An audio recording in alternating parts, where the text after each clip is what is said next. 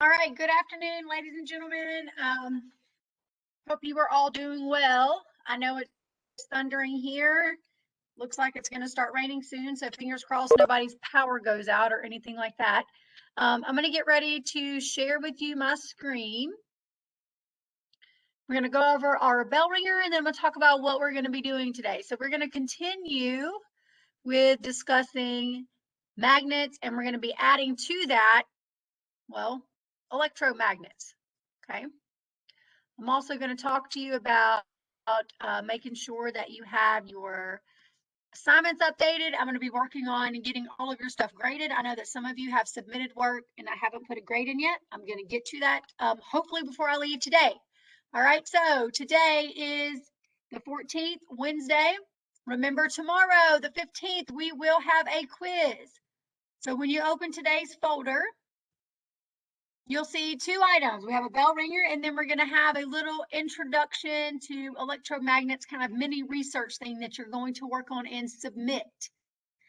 We will also do a very short quizzes review. So let's take a look at our bell ringer first.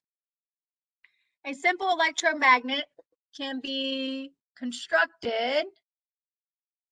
Let me just a minute, pull this up. My screen's a little blurry.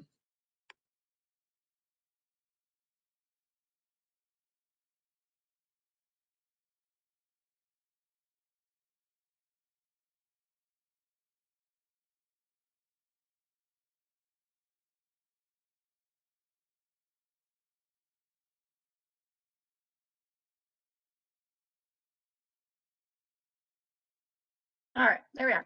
A simple electromagnet can be constructed using a battery, a piece of insulated wire, and some kind of iron core, such as a nail. When the current is turned off, what happens? See what you guys came up with. We haven't spent a lot of time yet on electromagnets, and that's kind of where we're going today with your little mini research activity. So the correct answer is, in fact, B. A magnetic field is weakened. So we're going to be discussing electromagnets, and then you guys are actually going to be doing a little kind of mini research project. So we're going to get started with that in just a moment. So now that we've kind of gone over our bell ringer, before we begin the day, I want to make sure that you guys are going back through and getting all of your work done. So as of now, there should be an energy transformation quiz, energy transformation reading activity worksheet, a little practice 10-point assignment from yesterday with magnetism, and then there was a Nearpod on the 29th. So if you are looking at your grade book, and obviously I'm not going to share that with you guys on the screen because it would show everyone's grades, but you need to go into the grade book. Those are the things that I'm working on inputting today. Some of you are missing a lot of work. This is fourth quarter. You only have a few more weeks, so get it done. So hopefully by the end of today, most of your grades in Schoology will be up to date. And tomorrow you will have your second quiz. Okay, so make sure that you're going back to the grade book and checking what you're missing. The Nearpod, that is going to go in for 10 points. You'll see that in the grade book. It's labeled as Conservation of Energy Nearpod. The link is posted in the 29th folder. You can go back and do it if you haven't done it yet. All right, so make sure that you're getting things caught up. Some of you that are in the WebEx right now were originally in class with me the week of spring break. I've tried to send you messages because you have hard copies of that work. You had a little bit of a different assignment than just strictly virtual students. So you need to make sure you respond to that so that I can update your grades. Okay, so for those of you that are in the WebEx that are either in my first period, or if you're in whatever class, if you were in the WebEx right now and you were originally in class with me, you need to send me a copy through a picture. You can upload a picture through a message on Schoology to show me the Bill Nye Energy Transformation Worksheet, where we watch the video, filled in the blanks, and then also the energy transformation activity. Have like a light bulb on the front sheet. Okay, so if you are an in-class student, you need to send me a picture of those through the messenger in Schoology so I can update your grades today. If not, show them to me as soon as you come back to school.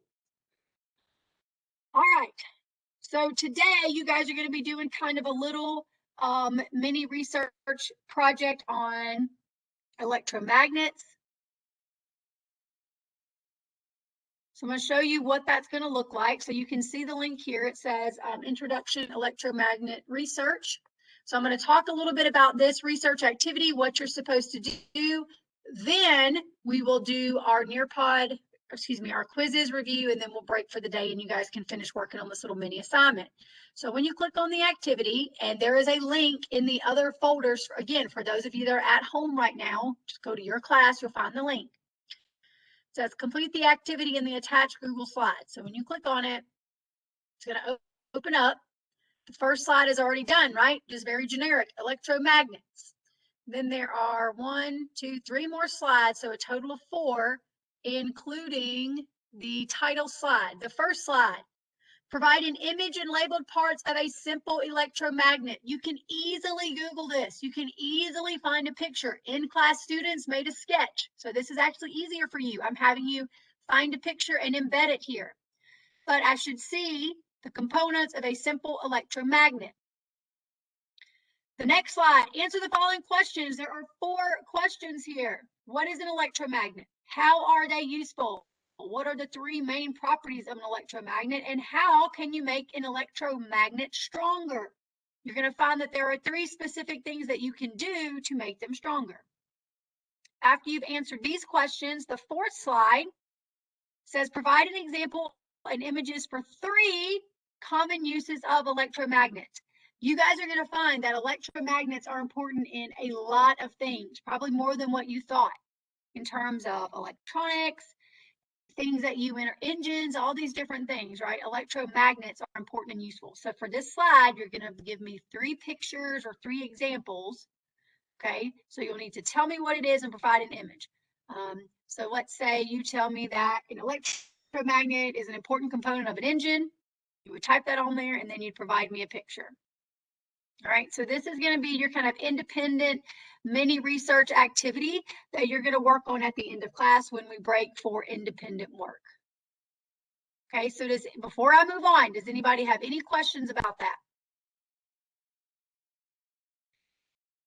All right, so before I break and let you guys work on that, I'm going to pause my mic and I'm going to get the quizzes set up for us to go through a little practice quizzes before you guys work on your little mini research assignment. So pause for just a moment. I'll come back to you.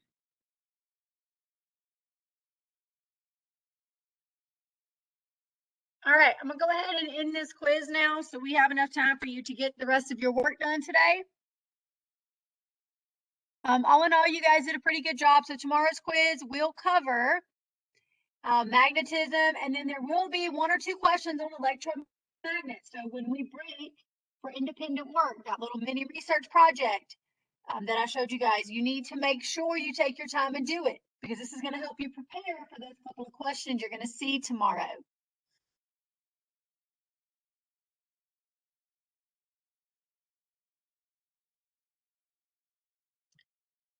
So let's take a quick look at some of these questions. Most of you guys did a pretty good job on this, but remember, magnetism is related to the movement of electrons. That's how it's also related to, well, electricity.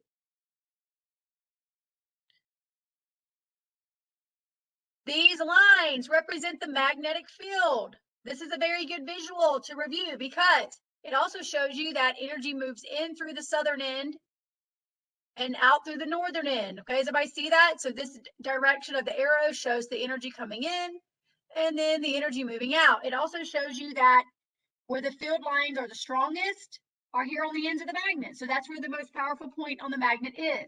But these are called the magnetic field lines. So what's going to happen when you place together opposite ends? So south to north, north to south, you will get attraction, right? The 2 will come together, or they will in fact attract, because opposites attract. A paper clip is a magnetic material. You know, if you take a refrigerator magnet and you pass it around to a, well, paper clip, it's going to pick it up. It's going to attach or attract it because a paper clip is a magnetized material. What happens when 2 north poles are stuck together? They repel. So the same side repels each other. Make sure you remember the word repel. Same side repels, opposite sides attract. What happens in unmagnetized materials in terms of the domain? So this is very important you remember this. In the Bill Nye video, he talked about the fact that these domains are the locations of atoms' atoms' magnetic fields. In a non or unmagnetized material, they are random, right? They're pointing in all different directions, so they kind of cancel each other out. That's why it is not a magnet, basically. That's why it doesn't have a magnetic field or a very large one, because they're all spread around randomly. Electric motors are devices that convert electrical energy into mechanical energy. You should have already known this from energy transformations, but later on we're going to talk about why electromagnets are relevant to that. Here is your example of an electromagnet. So this is actually a visual of what you're going to be sketching in your little research thing. What kind of a magnet can be turned on and off? Well, an electromagnet. So that's an example of one of those here. Again, another example of a magnetic field. That's the area around a magnet. Two south poles are the same, so they repel. If you have a magnet that's arranged like this, well, two opposites attract, they would come together. So I kind of went over this on the first question, but the strongest point on a magnet is here at the tips or the ends. Iron and steel can both become magnetized. And all of these are components of a simple electromagnet. So if you didn't know the answer to this question here, that's fine, because you're going to address those questions in your activity today. So a nail, a wire, and a battery. All right, again, if you bring together opposite ends, they repel. All right, so that's it for the quizzes. So I'm going to exit.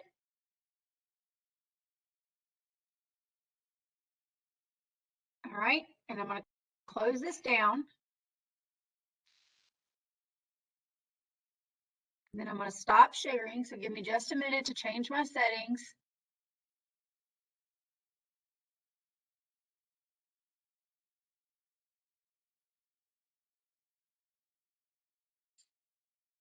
All right, I'm gonna come back to my camera. I know I hadn't seen you guys this week. Hello, everyone.